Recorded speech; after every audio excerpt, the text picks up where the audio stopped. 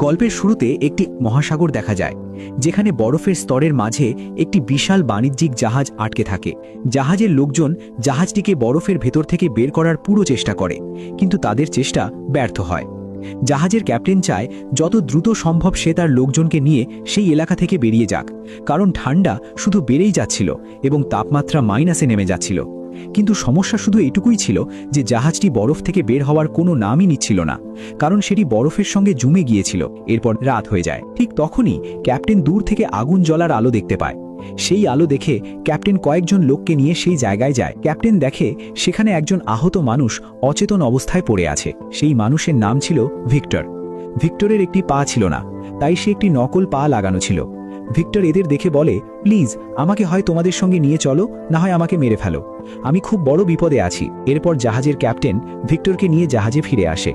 ভিক্টরকে জাহাজে আনার সঙ্গে সঙ্গেই জাহাজের কাছে একটি বিশাল এবং ভয়ঙ্কর মানুষ এসে দাঁড়ায়। তাকে দেখে জাহাজের লোকজন এবং ক্যাপ্টেন ভয়ে গুলি চালাতে শুরু করে, কিন্তু গুলির তার ওপর কোনো প্রভাব পড়ে না, বরং সে উল্টো জাহাজের লোকজনের ওপরই প্রাণঘাতী হামলা চালায়। তারপর সে জাহাজের ওপর উঠে ভিক্টরকে বলে, ভিক্টর, আমি তোমাকে জীবিত ছাড়ব না, আমার সঙ্গে চলো। ঠিক তখনই জাহাজের একজন মানুষ একটি বড় বন্দুক দিয়ে তার ওপর গুলি চালায়। তখন সেই ভয়ঙ্কর মানুষটি জাহাজ থেকে নিচে পড়ে যায়, কিন্তু সে তবুও মরে না, এবং এখন সে আরও বেশি রেগে যায় এবং জাহাজটিকে একদিক থেকে ধাক্কা দিয়ে অন্যদিকে উল্টে দিতে শুরু করে। এটা দেখে জাহাজের ক্যাপ্টেন বন্দুকটি দিয়ে বরফের ওপর গুলি চালায়, যেখানে সেই দানব দাঁড়িয়েছিল। বরফ ভেঙে যাওয়ার কারণে সেই ভয়ঙ্কর মানুষটি বরফের ঠান্ডা পানির ভেতরে চলে যায়। ভিক্টর বলে, ও আবার ফিরে আসবে এবং তোমাদের সবাইকে মেরে ফেলবে, যতক্ষণ না তোমরা আমাকে তার হাতে তুলে দিচ্ছ। ক্যাপ্টেন বলে, এমনটা একদমই হবে না, ও ঠান্ডা বরফ পানির ভেতরে জমে মরে আছে। ভিক্টর বলে, না, এটা সম্ভব না, কারণ সে কখনো মরে না, আমি তাকে অনেকবার মারার চেষ্টা করেছি। এখন তোমরা প্রতিশ্রুতি দাও, যখন সে আমাকে আবার নিতে আসবে তখন তোমরা আমাকে বাইরে ছুঁড়ে ফেলবে এবং ওকে আমাকে নিয়ে যেতে দেবে। ক্যাপ্টেন বলে, এটা কি ধরনের দানব, আর একে কে বানিয়েছে? ভিক্টর বলে, আমি ওকে বানিয়েছি। এরপর ভিক্টর ক্যাপ্টেনকে নিজের কাহিনী বলতে শুরু করে। এরপর কাহিনী অতীতের সময় চলে যায় এবং আমরা ভিক্টরের ছোটবেলা দেখি। আমরা দেখি যে ভিক্টর তার মাকে খুব ভালোবাসত। ভিক্টরের মা ছিল ধনী পরিবারের মেয়ে। এই কারণেই ভিক্টরের বাবা তাকে বিয়ে করেছিল, যাতে তার সম্মান বেড়ে যায়। ভিক্টরের বাবা ভিক্টর ও তার মাকে একদমই পছন্দ করত না, কারণ দুজনেরই চুল ছিল কালো। কিন্তু ভিক্টরের বাবার একটি ভালো দিক ছিল যে সে সময়ের সবচেয়ে বড় সার্জন ছিল এবং সে এই বিষয়ে পড়াশোনা ভিক্টরকেও করাতো। পড়াশোনার সময় সে ভিক্টরকে খুব মারধরও করত, কখনো কখনো তো সে ভিক্টরের মুখেও মারত। এরপর একদিন ভিক্টরের ছোট ভাই উইলিয়ামের জন্ম দেওয়ার সময় ভিক্টরের মায়ের মৃত্যু হয়। ভিক্টরের মায়ের সার্জারি তার বাবাই করেছিল, কিন্তু সে তাকে বাঁচাতে পারেনি। মায়ের মৃত্যুর পর ভিক্টর পুরোপুরি একা হয়ে যায়। অন্যদিকে ভিক্টরের বাবা তার ছোট ছেলে উইলিয়ামকে খুব ভালোবাসত, কারণ উইলিয়ামের চুলের রং তার বাবার মতোই সোনালি ছিল। একদিন ভিক্টর তার বাবাকে জিজ্ঞেস করে, আপনি মাকে বাঁচাতে পারলেন না কেন? এটা শুনে ভিক্টরের বাবা বলে, আজ পর্যন্ত কেউ মৃত্যুকে হারাতে পারেনি। ভিক্টর বলে, যদি এমনই হয় তাহলে আমি মৃত্যুকে হারাবো, আমি চেষ্টা করব। আপনি যা জানেন এবং যা জানেন না আমি সবই শিখব। ভিক্টরের বাবা ভাবে ভিক্টর ছোট, তাই আবেগে এসব কথা বলছে, কিন্তু ভিক্টর সত্যিই এই সিদ্ধান্ত নিয়েছিল। সেই রাতেই ভিক্টরের স্বপ্নে অন্ধকারের দেবতা আসে, যে ভিক্টরকে বলে, জীবন আর মৃত্যু দুটোর ওপরই তোমার নিয়ন্ত্রণ থাকবে। এই স্বপ্নের পর ভিক্টরের উৎসাহ আরও বেড়ে যায়। এদিকে বর্তমান সময় আমরা আবার সেই ভয়ঙ্কর দানবটিকে দেখি, যে বরফ ভেঙে বাইরে বেরিয়ে এসেছিল। এরপর আবার কাহিনী ফ্ল্যাশব্যাকে ফিরে যায় এবং আমরা দেখি ভিক্টরের বাবার কিছুদিন পরেই মৃত্যু হয়। বাবার মৃত্যুর পর ভিক্টর তার ভাই উইলিয়ামকে কোনো এক আত্মীয়ের বাড়িতে পাঠিয়ে দেয় এবং নিজে বহু বছর ধরে মানুষকে জীবিত করার প্রকল্পে কাজ করতে থাকে।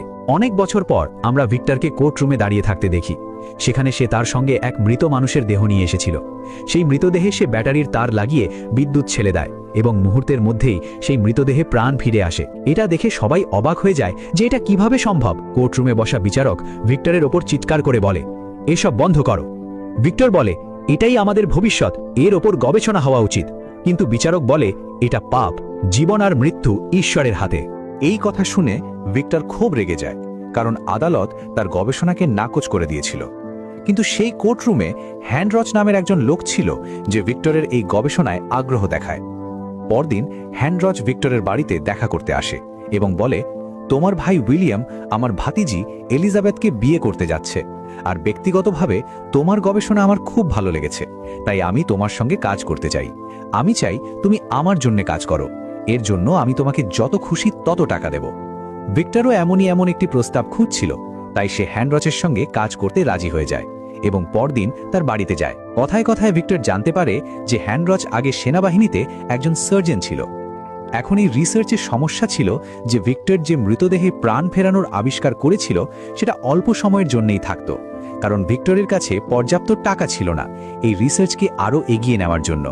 এই টাকার চাহিদা জানাতেই সে কোর্টে সরকারের কাছে সাহায্য চাইতে গিয়েছিল, কিন্তু সেখানে তার কিছুই হয়নি।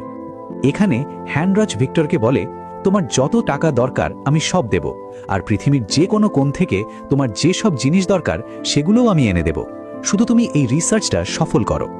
ভিক্টর বলে, শেষ পর্যন্ত তুমি কেন আমার সাহায্য করতে চাও? হ্যান্ডরচ বলে, এটা এখন আমি তোমাকে বলতে পারবো না, কিন্তু মনে রেখো, যখনই আমি তোমার কাছে সাহায্য চাইব তখন তোমাকে আমাকে সাহায্য করতেই হবে। কিছুক্ষণ পর সেখানে ভিক্টরের ভাই উইলিয়াম আসে। উইলিয়াম ভিক্টরকে বলে যে সে এলিজাবেথকে বিয়ে করতে যাচ্ছে। ভিক্টরের চোখ এলিজাবেথের উপর পড়তেই সে তাকিয়েই থাকে, কারণ এলিজাবেথ খুবই সুন্দর ছিল। এরপর সবাই লাঞ্চ করতে বসে। লাঞ্চের সময়ও উইলিয়াম তার রিসার্চ নিয়ে কথা বলতে থাকে। এই কথায় এলিজাবেথ হেসে ফেলে। সে বলে, এটা একেবারেই বোকামি, আমাদের ঈশ্বর হওয়ার চেষ্টা করা উচিত নয়, না হলে এর পরিণাম খুব খারাপ হয়। ভিক্টর এলিজাবেথের এই কথার কোনো জবাব দেয় না এবং সেখান থেকে উঠে চলে যায়। এদিকে বর্তমান সময়ে আমরা দেখি ক্যাপ্টেন এবং জাহাজের বাকি লোকজন দূরে দাঁড়িয়ে সেই ভয়ঙ্কর মানুষটিকে দেখতে পায় যে এক দৃষ্টিতে শুধু জাহাজের দিকেই তাকিয়েছিল। এরপর কাহিনী আবার এগোতে শুরু করে এবং আমরা দেখি হ্যানরিচ ভিক্টরকে নিয়ে শহরের বাইরে একেবারে পুরনো টাওয়ার জাতীয় একটি দুর্গে নিয়ে যায়, যাতে ভিক্টর কোনো রকম বাধা ছাড়াই এখানে তার রিসার্চ সম্পূর্ণ করতে পারে। ভিক্টরেরও সেই জায়গাটা তার রিসার্চের জন্য একদম উপযুক্ত মনে হয়। এই কাজে উইলিয়ামও তাদের সঙ্গেই থাকে। এখন ভিক্টর সেখানে নিজের কাজ শুরু করে। ভিক্টর চাঁদির বড় বড় দুটি অ্যান্টেনা বানায়, কারণ সে যখন সম্পূর্ণ মানুষ তৈরি করবে তখন তাকে জীবিত করার জন্য ব্যাটারির নয় বরং হাজার হাজার ওয়াট বিদ্যুতের প্রয়োজন হবে, যা সেই সময় কোনো মাধ্যমেই সম্ভব ছিল না, শুধু আকাশে চমকানো বজ্রপাত ছাড়া। ভিক্টরের এই গবেষণায় উইলিয়ামের পাশাপাশি এলিজাবেথও ধীরে ধীরে যুক্ত হয়ে যায় এবং তার সঙ্গে ভিক্টরের বন্ধুত্ব হয়ে যায়। কিন্তু ভিক্টর তাকে কোথাও না কোথাও বন্ধুর চেয়েও বেশি ভাবতে শুরু করেছিল, কিন্তু এলিজাবেথের মনে তার জন্য এমন কোনো অনুভূতি ছিল না। এখন ভিক্টর তার গবেষণার শেষ পর্যায়ে পৌঁছে যায় এবং সেটি দেখানোর জন্য সে এলিজাবেথকে নিজের ল্যাবে নিয়ে আসে। এলিজাবেথ ভিক্টরের কাজের খুব প্রশংসা করে এবং বলে যে সব মানুষের শরীরের গঠন একদম একই রকম হয়। এই সময় ভিক্টর এলিজাবেথের কাছে নিজের অনুভূতির কথা প্রকাশ করে। এটা শুনে এলিজাবেথ ভিক্টরের ওপর খুব রেগে যায় এবং সেখান থেকে চলে যায়। এলিজাবেথ চলে যাওয়ার পর ভিক্টরের মনে এলিজাবেথের বলা কথাটা ঘুরতে থাকে যে সব মানুষের শরীরের গঠন একদম একই রকম। এই কথা মনে হতেই ভিক্টর দৌড়ে যায় নিজের তৈরি করা মানুষটার কাছে। তারপর নিজের শরীরের বিভিন্ন অংশ মাপতে মাপতে সে নিজের তৈরি করা শরীরের ভেতরে লাগানো তারগুলো একটু পরিবর্তন করে। তারগুলো পরিবর্তন করতেই সেই মানুষটি চিৎকার করে ওঠে। এর মানে ছিল যে ভিক্টরের এই পরীক্ষা প্রায় সম্পূর্ণ হয়ে গিয়েছিল। এখন শুধু দরকার ছিল সেই মানুষের শরীরে লাগানোর জন্য আসল মানুষের অঙ্গ প্রত্যঙ্গ। এর জন্য ভিক্টর যায় একটি মাঠে যেখানে 2 দিন আগে যুদ্ধ হয়েছিল, আর সেই কারণে সেখানে অনেক মৃতদেহ পড়েছিল। ভিক্টর সেখান থেকে কয়েকটি মৃতদেহ বেছে নিয়ে ল্যাবে নিয়ে আসে।